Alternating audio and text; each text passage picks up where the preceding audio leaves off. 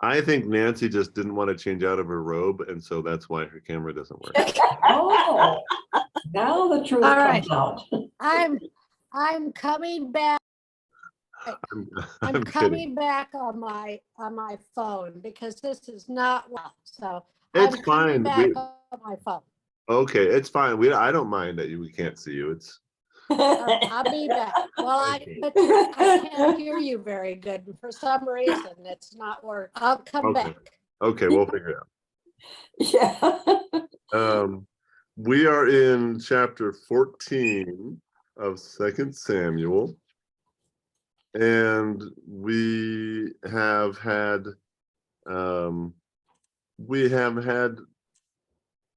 David not be necessarily a good guy with Bathsheba and a few other things that happened. The Amnon and Absalom and the rape of what's her name? So Absalom's sister. Uh-huh. so last week was a rough week between rape and adultery. We had plenty of that last week rather. Well, isn't all of this the curse that Samuel or Nathan pronounced on David from the Lord? I think so. Yeah, I think there was something related to that. Yeah. It's interesting that I always think it's interesting that David is held up as the model of kingship, but there's nothing in his kingship that's specifically like really good, and so it's sort of interesting that when David is, I mean, by the time Jesus is around, it's the line of kings from David, from the great King David, and I'm like, as I read this, I'm like, so David was a good guy sometimes. He was good in battle, but how is he the model of how to be a king? It's interesting to me. For me, it's a statement about God rather than about David as far as forgiveness. Right. That makes sense. Okay, I don't want to interrupt, but can you guys see me and hear me? Yes, We can. yes. Yeah. Are you Okay. Beautiful. You changed out of your robe. I'm kidding. That's all right, Nancy. Right after COVID, I went to an assistants league meeting on Zoom, and I stayed in my pajamas. Good for you. So we are on chapter 14 of 2 Samuel. Okay. And as I said, we had the David and Bathsheba story, then we had the Absalom, the rape of Absalom's sister, and last week was a rough week with those things. Tamar. It's even going to be worse. So I was sort of questioning that David, in the time of Jesus, David is lifted up as this ideal king, and I'm not saying he didn't have his good points here and there, but man, a lot of the stuff that he did was interesting. Not great. Was he considered a great king because he united both Israel and Judah? Was that one of the reasons? Maybe. Also because he was great in battle. Yeah. Apparently, most of the battles he won, even when he was outnumbered. So I don't know. So beginning of chapter 14. Now Joab, son of Zeruiah, perceived that the king's mind was on Absalom. Joab sent to Tekoa and brought from there a wise woman. He said to her, "Pretend to be a mourner. Put on mourning garments. Do not anoint yourself with oil, but behave like a woman who has been mourning many days for the dead. Go to the king and speak to him as follows." And Joab put the words into her mouth. When the woman of Tekoa came to the king, she fell on her face to the ground and did obeisance and said, "Help, O king." The king asked her, "What is your trouble?"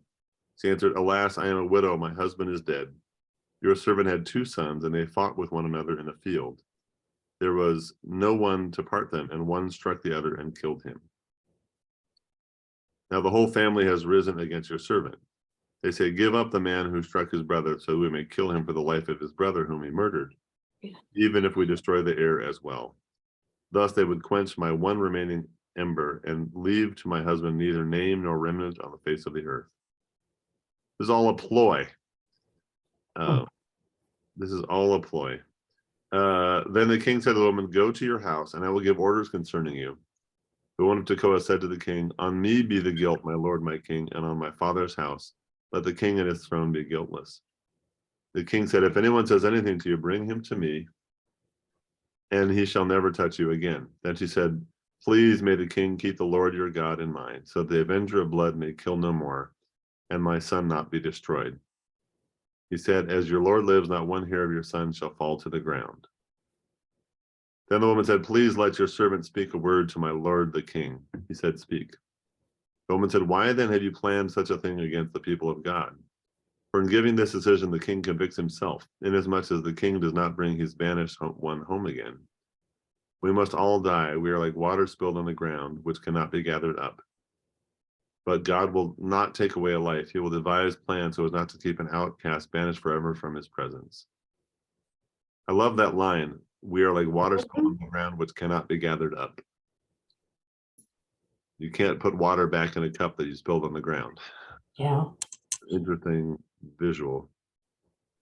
Now I have come to say this to my lord the king, because the people have made me afraid. Your servant thought, I will speak to the king. It may be that the king will perform the request of his servant. For the king will hear and deliver his servant from the hand of the man who would cut both me and my son off from the heritage of God.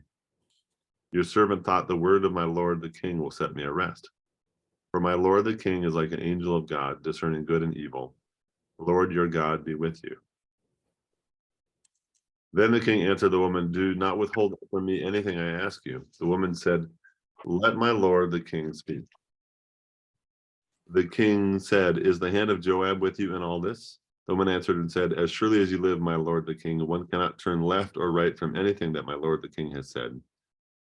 For it was your servant Joab who commanded me. It was he who put all these words into the mouth of your servant. In order to change the course of affairs, your servant Joab did this. But my Lord has wisdom like the wisdom of the angel of God to know all things that are on the earth. Well, she's really buttering him up, isn't she? Yeah.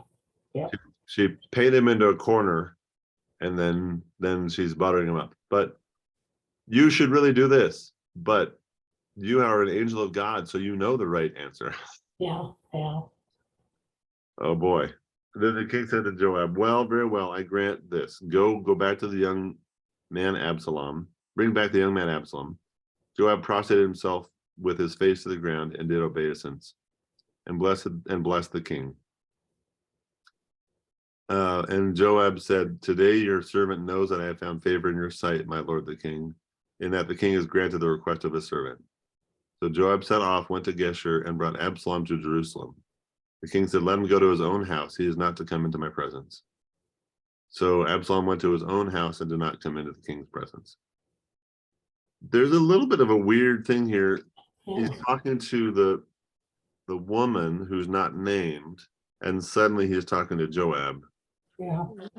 And there's nothing here that says, and he called Joab forth, which I find interesting. It's like there's a verse missing or something. They're like between verse 20 and 21. Because he's talking to the woman, and then he's asked if Joab was behind all this story, this trap laid for the king. And the woman answered, well, yes. And then the king says to Joab, I'm like, wait, was Joab there the whole time? It doesn't say that Joab was there. The woman came before him. It's like a narrative thing was missing. Mhm. And there's nothing in the Bible, no explanations or anything for it. No, But I can- it's just a weird narrative thing. Anyway, the woman speaking to him, and suddenly he's speaking to the woman leaves, I guess. I don't know.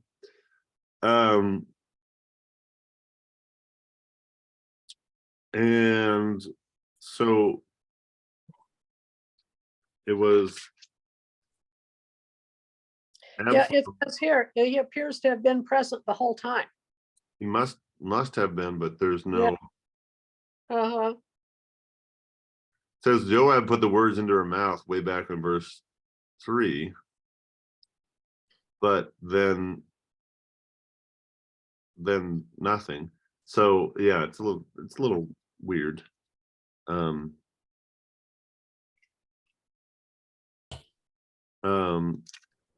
So Absalom had killed all of David's sons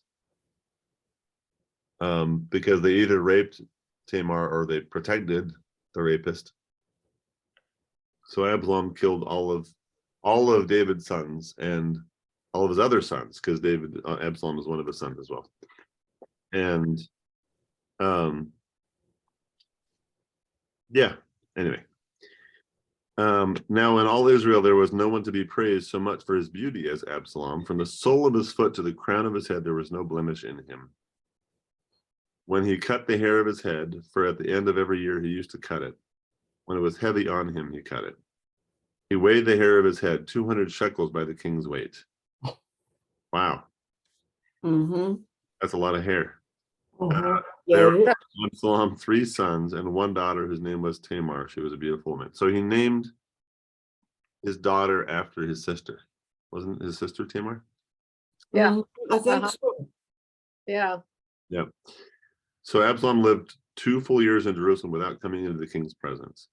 Then Absalom sent for Joab to send him to the king, but Joab would not come to him. He sent a second time, but Joab would not come. Then he said to his servants, "Look, Joab's field is next to mine, and he has barley there. Go and set it on fire." So Absalom's servant set the field on fire. Then Joab rose and went to Absalom at his house and said to him, "Why have your servant set my field on fire?" Absalom answered Joab, "Look, I sent word to you, come here that I may send you to the king with a question. Why have I come from Geshur? It would be better for me to be there still. Now let me go into the king's presence. If there is guilt in me, let him kill me." Then Joab went to the king and told him, and he summoned Absalom. So he came to the king and prostrated himself with his face to the ground before the king. And the king kissed Absalom. So, hey, I really want to talk to the king. Help me get an audience with the king. No answer. Yeah. Hey, I really want to talk to the king. Get me out with the king. No answer. Hey, isn't that his field right next to our field? Let's burn his field down and maybe he'll come over and talk to me. Yeah. Oh, it works. It works. I don't know. I don't know if that's the best plan generally, but it Yeah. worked. Interesting.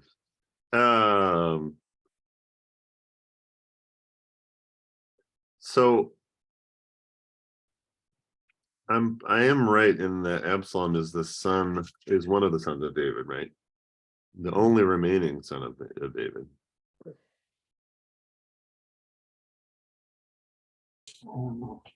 David's son Absalom, yeah. But he had children with many, many different people. Yeah. That's right. Because there's still Solomon to come. Yeah. And Absalom killed all the other remaining sons. In revenge about Tamar. After this, Absalom got himself a chariot and horses and 50 men to run ahead of him. Absalom used to rise early and stand beside the road into the gate. And when anyone brought a suit before the king for judgment, Absalom would call out and say, "From what city are you?" When the person said, "Your servant is of such and such a tribe in Israel," Absalom would say, "See, your claims are good and right, but there is no one disputed by the king to hear you." Absalom said, moreover, "If only I were judge in the land, then all who had a suit or cause might come to me, and I would give them justice." Wow, Yeah. he's Yeah. playing. He's like, no one's going to listen to your complaint. But if I were a king, I'd listen to your complaint. Yeah. So he's undermining his father's reign. He is, yeah. Definitely. Whenever people came near to do obeisance to him, he would put out his hand and take hold of them and kiss them. Thus Absalom did to every Israelite who came to the king for judgment. So Absalom stole the hearts of the people of Israel. Wow. Mm-hmm. At the end of 4 years, Absalom said to the king, please let me go to Hebron and pay the vow that I have made to the Lord. For your servant made a vow while I lived in Geshur and Aram. If the Lord will indeed bring me back to Jerusalem, then I will worship the Lord in Hebron. The king said to him, go in peace. So he got up and went to Hebron. But Absalom sent secret messengers throughout all the tribes of Israel, saying, as soon as you hear the sound of the trumpet, then shout, Absalom has become king at Hebron. 200 men from Jerusalem went with Absalom. They were invited guests, and they went in their innocence, knowing nothing of the matter. While Absalom was offering the sacrifices, he sent for, oh boy, Ahithophel, the Gilonite, David's counselor, from his city Gilo. The conspiracy grew in strength, and the people with Absalom kept increasing. Whoa. Yeah. Okay, this says this Ahithophel was Bathsheba's grandfather. Just to make things more complicated. That's interesting. Wow. Ahithophel was, wow.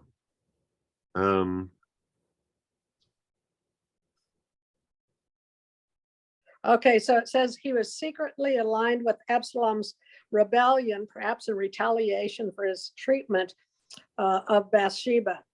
So, and Uriah. Right. Wow. What tangled webs we weave.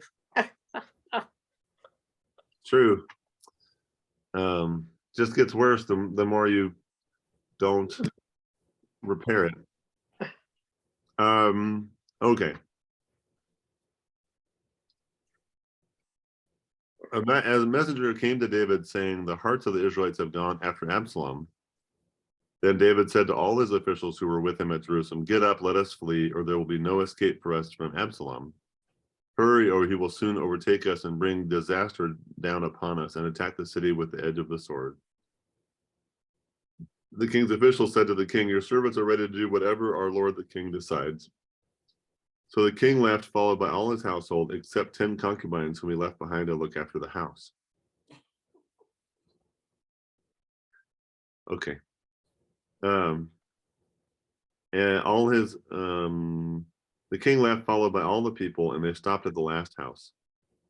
All its officials passed by him, and all the Cherethites, and all the Pelethites, and all the 600 Gittites who had followed him from Gath, passed on before the king. Then the king said to Ittai the Gittite, why are you also coming with us? Go back and stay with the king, for you are a foreigner and also an exile from your home. You came only yesterday, and shall I today make you wander about with us while I go wherever I can? Go back and take your kinsfolk with you, and may the Lord show steadfast love and faithfulness to you. But did I answer the king, as the Lord lives and as my lord the king lives, wherever my lord the king may be, whether for death or for life, there also your servant will be. David said to Ittai, go then, march on. So Ittai the Gittite marched on with all his men and the little ones who were with him. And all the little ones, what does that even mean? Children. The children, maybe, I guess. Yes. Yeah. Mine says march on with all the men and the families that were with them. Oh, wow, okay. Did say families, yes. The whole country wept aloud as all the people passed by. The king crossed the Wadi Kidron, and all the people moved on toward the wilderness. This seems to happen a lot with David. He makes somebody mad, whether it's his fault or not, and then he wanders the wilderness. Yeah. This happened previously with Saul, and now it's happening again. He does a lot of wandering the wilderness. Years and years and years wandering the wilderness. Abiathar came up, and Zadok also, with all the Levites carrying the Ark of the Covenant of God. They set down the Ark of God until the people had all passed out of the city. And the king said to Zadok, carry the Ark of God back into the city. If I find favor in the eyes of the Lord, he will bring me back and let me see both it and the place where it stays. But if he says, I take no pleasure in you, here I am. Let him do to me what seems good to him. The king also said to the priest Zadok, look, go back to the city in peace, you and Abiathar, with your 2 sons. Ahimaaz your son, and Jonathan son of Abiathar. See, I will wait at the ford of the wilderness until word comes from you to inform me. So Zadok and Abiathar carried the ark of God back to Jerusalem, and they remained there. But David went up the ascent of the Mount of Olives, weeping as he went, with his head covered and walking barefoot. And all the people who were with him covered their heads and went up weeping as they went. David was told that Ahithophel was among the conspirators with Absalom. And David said, O Lord, I pray you, turn the counsel of Ahithophel into foolishness.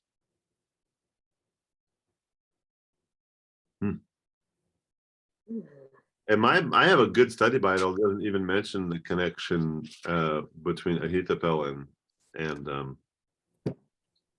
Bathsheba. So that's good. That's good information. Mhm.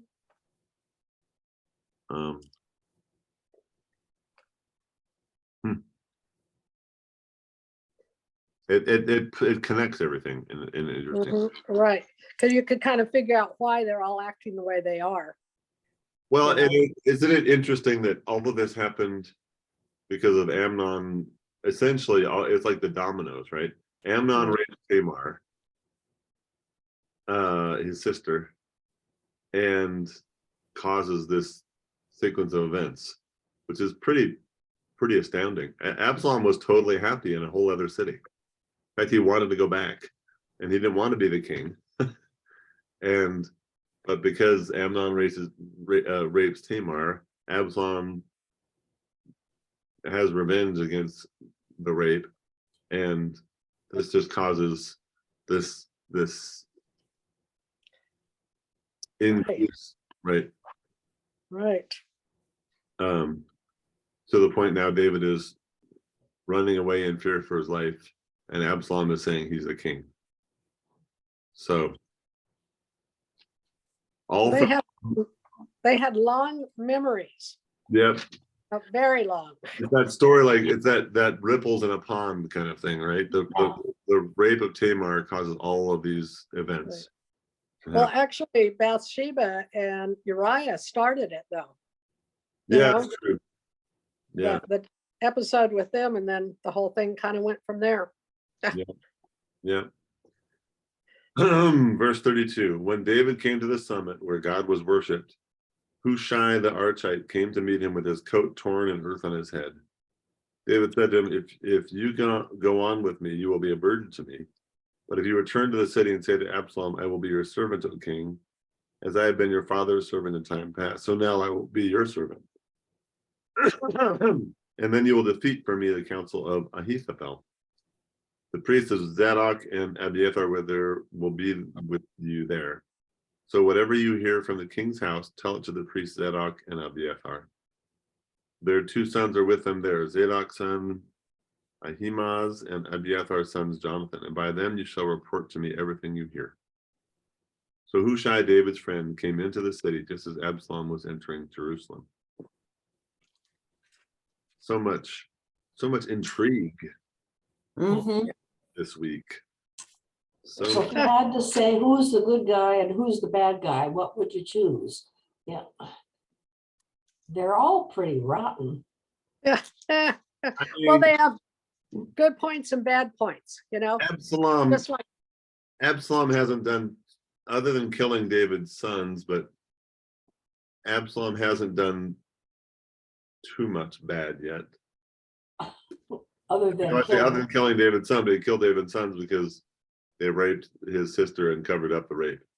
So I'm not saying it's justified, but that's the only thing Absalom's done real bad so far. when they have so many wives and concubines, then they have so many children, they really don't have that cohesiveness of family, because those were all half brothers that he killed. Yeah. And he really didn't seem to have much of a remorse for it. And I don't know, it's just kind of weird that it was really stupid to have all those women and have all those children, because it just caused so many problems, and that kind of goes down the line. Yes, but when they stopped, when kings stopped doing that, we have family trees that go in a circle. So That's true. Yeah. you have like the line of kings in Spain and France that, Mhm. you know, they had cousins marrying their uncles and Right. marrying their cousins and brothers marrying their, you know, it wasn't good. A little inbreeding. There was a lot of inbreeding in Spain and France, of Mhm. course, but they weren't allowed to have concubines, right? So Mhm. now the actual heirs, well, they caused some genetic problems. The Habsburgs, which were French and Spanish, Mhm. there's something called the Habsburg lip, because they had a cleft lip because of inbreeding, right? I agree with you. It causes more problems, but how do you Yeah. the Well, you do like Henry VIII. You'd be like Henry VIII, and you just divorce them or kill them off and get a new one, and that way nobody's inbred. They're all new. right. Yeah, there's no, well, I think the problem, boy, I'm going to turn this one on its head. Here you go. The problem is those with the most wealth and the most power think they can only deal with those with the most wealth and the most power. And that gets to be a smaller and smaller group. And I think that's a problem today too. Maybe not the inbreeding side of it, but the fact that the people with the most wealth and power um, don't interact with people that have less than them. Yeah. And I think that causes a lot of the problems in the world. Yeah, well, yeah, but there is one group, one of our major adversaries to Christianity, though, they've infiltrated the United States, and in order to keep all the money in the family, cousins are marrying cousins, and they're having a huge number of Who's mental that? illnesses. It's the Muslims. Oh, Muslims. So, you know, when they have more than one wife, the other wives are brought here as relatives of the first wife, and then legally, to obey the U.S. laws, they are only have the one wife, but yet they have all these other wives living with them too, and they're too much intermarrying. Well, I have a couple points. First of all, they're not invading the U.S. I think you used the word invading, infiltrating the U.S. Our country, Infiltrating. our country is founded on religious freedom. That's all religious I freedom, know. Christian religious freedom. So infiltrating is a little. There's a lot of Muslim people who have been here legally and came here legally. So infiltrating is a little, I don't like that term. Okay. Well, anyhow, immigrating, whatever. Yeah. But that some of this same type of stuff is still happening here, and but it's not widely publicized. Huh. But Well, I mean, yeah, but I can understand, because I have read history too about all of the mental illnesses among the royal families of Europe, and how they intermarried. Spain and France. I when I taught Spanish, I had a we talked about, there was one point we were talking about Spanish history, and it was a chapter in, oh, I know what it was, when we talked about how names work in Spanish speaking countries, that you have your father's and your mother's name essentially, and you hold on to your mother's name. The mother's names do disappear still, but it lasts one further generation. So the mother keeps her father's last name and her husband's last name, so she has both.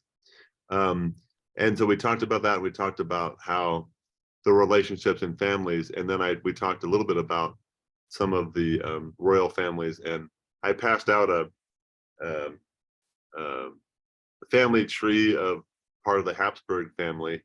This is the same one with that sent Christopher Columbus, that same family, and they branch and connect again like 3 or 4 times, and that's not so good. That happened in a lot of those, and I think it's partly because they can only marry at their level. Well, who's at their level if they're at the top? Yeah. So, Well, even of course the Russians too. The royal family of England was related to the Russian royal family, and that when they were discovering the bones of the ones that had been killed by the uprising in the 20s, or whenever all of that occurred, they were able to go back and use DNA from the royal family to identify the bones of the Russian royal family. It got to be that I mean, I say more modern times, it's since like the 1600s, a lot of the times the royal family of one country would intentionally marry a royal family from another country. And that they would avoid some of that. But there's only so many of those too. So you're just sort of limited in your options. Well, let's continue on chapter 16. Okay. David's adversaries. Chapter 16 of 2 Samuel. Yeah. When David had passed a little beyond the summit, Ziba, the servant of, these names today, Mephibosheth, met him and a couple of donkeys saddled, carrying 200 loaves of bread, 100 bunches of raisins, 100 of summer fruits, and 1 skin of wine. Only 1 skin of wine with all that? I'm kidding. Maybe it's a big skin. Doesn't seem balanced. There should be a lot more wine, right? The king said to Ziba, why have you brought these? Ziba answered, the donkeys are for the king's household to ride, the bread and summer fruit for the young men to eat, and that the wine is for those to drink who faint in the wilderness. The king said, and where is your master's son? Ziba said to the king, he remains in Jerusalem, for he said, today the house of Israel will give me back my grandfather's kingdom. Then the king said to Ziba, all that belonged to Mephibosheth is now yours. Ziba said, I do obeisance, so let me find favor in your sight, my lord the king. So who is Ziba? Ziba, I don't know. I'm looking. Was Mephibosheth related to Saul's grandson, the one that was lame and couldn't walk? Was that same area? Well, I find it interesting that he says, and where is your master's son? And Ziba, so his master's son would be Absalom. He doesn't name it, but it'd be Absalom. He remains in Jerusalem. And for he said, today the house of Israel will give me back my grandfather's kingdom. So essentially, he's relaying information about Absalom and saying that Absalom says, I'm going to become the king and take what's rightfully mine, which is Saul's, right? His grandfather. He skipped over. Maybe he was he one of the two that David sent back to keep track and then send him notes of what was going on? Maybe that's who it is. Maybe. I thought that was Zadok. Oh yeah, that was Zadok and another Z name. I don't know who Mephibosheth is. I think I have a note here. 9:2. Ziba, though a servant of the house of Saul, a ranking officer at Saul's court, becomes a valuable supporter of David. Okay. Of course, mine says Ziba, always the opportunist, seeks to profit from the political crisis. Right. Well, I think that's part of what's going on. He's showing support by providing food for David's group. He's showing support for them, but he's also in the court of, he's in the king's court where Absalom is. So he's kind of playing both sides. Because he says he's in the king's court. Yeah. So he's helping David, but he's also showing support for Absalom. He's gonna be smart and ride the wave whichever way it ends up going. Or dumb. We'll see. As I recall, Ziba has a problem later on. Yeah. At some point later, I think Ziba has an issue, but maybe not. Oh yeah. I think I found it.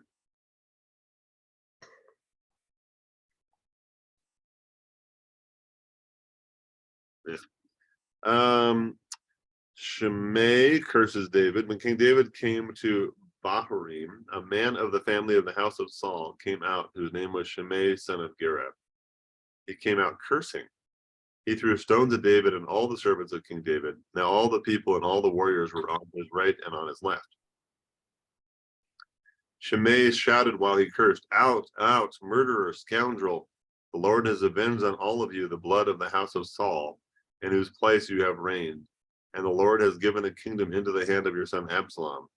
See, disaster has overtaken you, for you are a man of blood." Wow.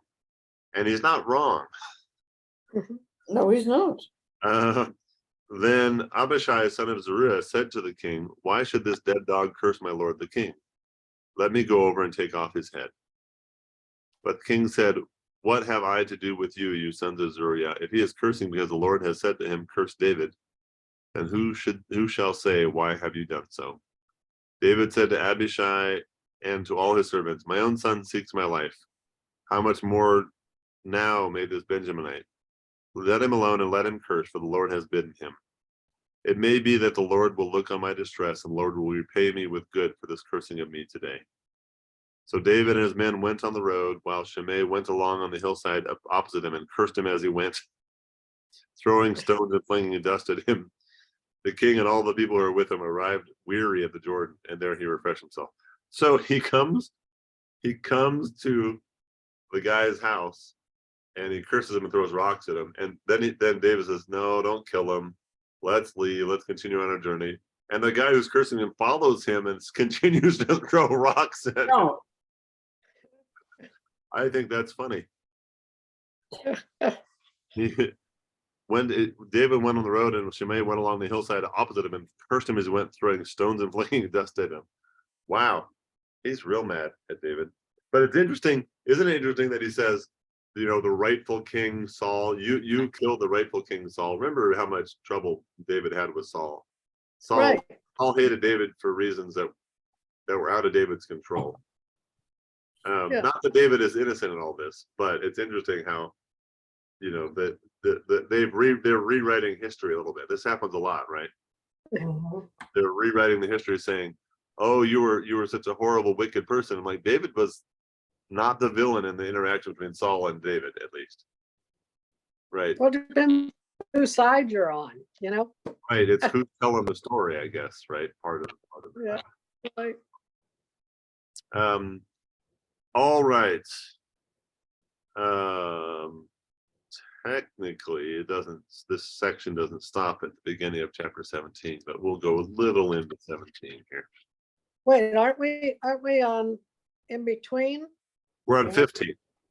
Verse Yeah, chapter 15. 16, verse 15. Right. I'm saying this section goes over the end of the chapter. And so we'll stop on verse 4 of chapter 17. Now Absalom and all the Israelites came to Jerusalem. Ahithophel was with him.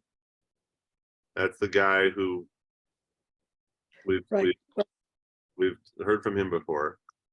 He was Bathsheba's grandfather. Yep. And Hushai the Archite, that's the guy who's David's spy. David's friend came to Absalom. Hushai said to Absalom, "Long live the king, long live the king." Absalom said to Hushai, "Is this your loyalty to your friend? Why do you not go with your friend?" Hushai said to Absalom, "No, but the one whom the Lord, his people, and all the Israelites have chosen, his I will be, and with him I will remain. Moreover, whom should I serve? Should it not be his son? Just as I have served your father, so I'll serve you." He's playing right into his hands. Mhm. And Absalom said to Ahithophel, "Give us your counsel. What shall we do?" Ahithophel said to Absalom, "Go into your father's concubines, the ones he has left to look after the house, and all Israel will hear that you have made yourself odious to your father, and the hands of all who are with you will be strengthened." So they pitched a tent for Absalom upon the roof, and Absalom went into his father's concubines in the sight of all Israel. Ooh. Wow. Wow. That's pretty brazen right there. Yeah. Essentially he had sex with all his father's concubines. Mm-hmm. Now, in those days, the counsel that Ahithophel gave was as if one consulted the oracle of God. So all the counsel of Ahithophel was esteemed, both by David and by Absalom. Moreover, Ahithophel said to Absalom, "Let me choose 12,000 men, and I will set out and pursue David tonight.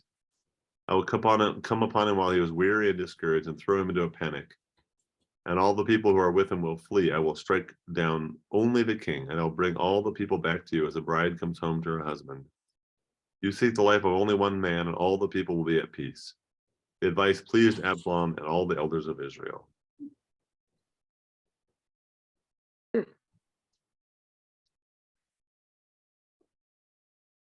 Crazy. Oh, I didn't live back then. Well, and a lot of the times when kings were deposed, it was because the son killed the king. Yeah. Not yeah. just in the Bible, but in other places too. So it's not that much of a surprise, but it's kind of a surprise. It doesn't matter what happens, right? That's going to be the end result here. Yeah. But it's so much intrigue in this section we read today. It's really interesting. So many spies and people taking sides and people switching sides, and yeah, it's interesting. What will happen next and we had a cliffhanger. What will happen on next week's episode of 2 Samuel?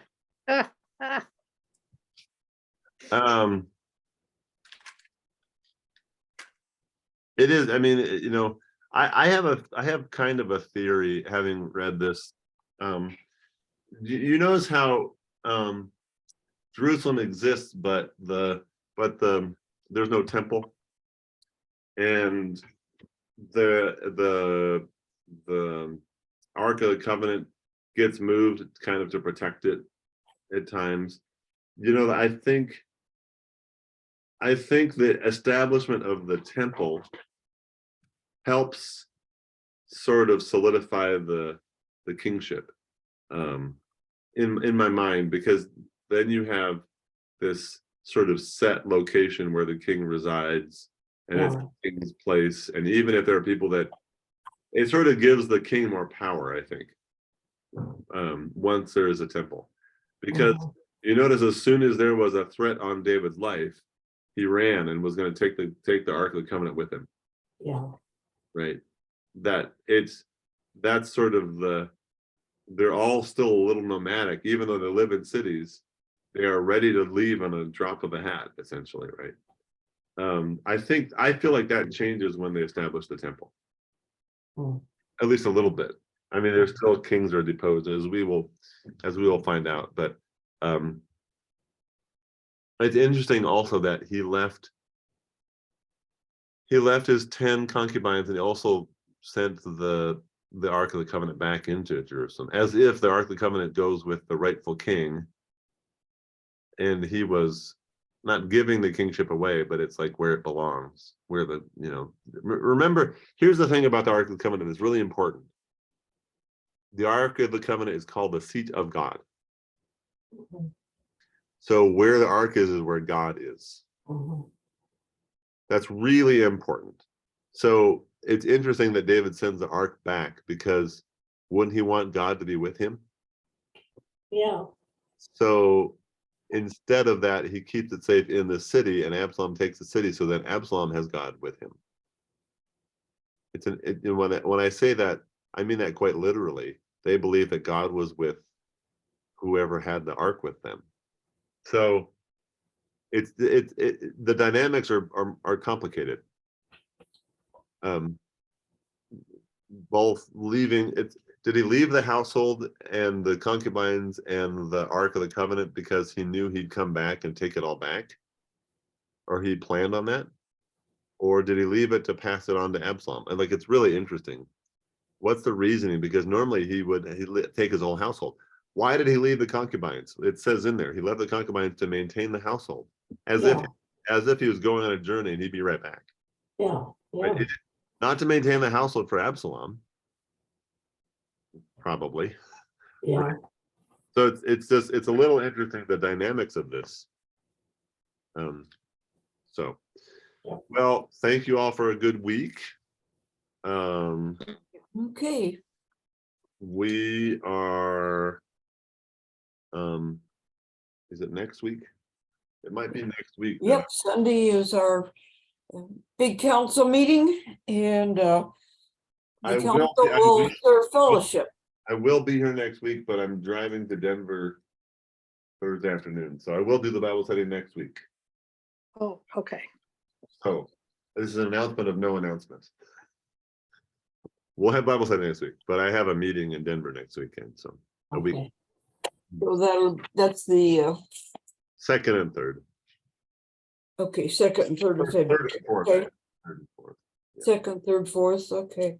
So you won't be here I Thursday. I'll be here next week. And I'll be here the 9th. And I'll probably be gone the 16th, but that's way in the future. We don't have to worry. Oh, yeah, but so the second or you will not be here? No, that's what I was starting to say. I was thinking for a second that I might not be here next week, but actually I'm leaving. I'll be here in the morning. I'll work that day and I'm driving to Denver that afternoon, evening. So Okay, I have a meeting with the city council, the bishop, that on Friday and Saturday. So, okay. all right. Have a wonderful, I'm going to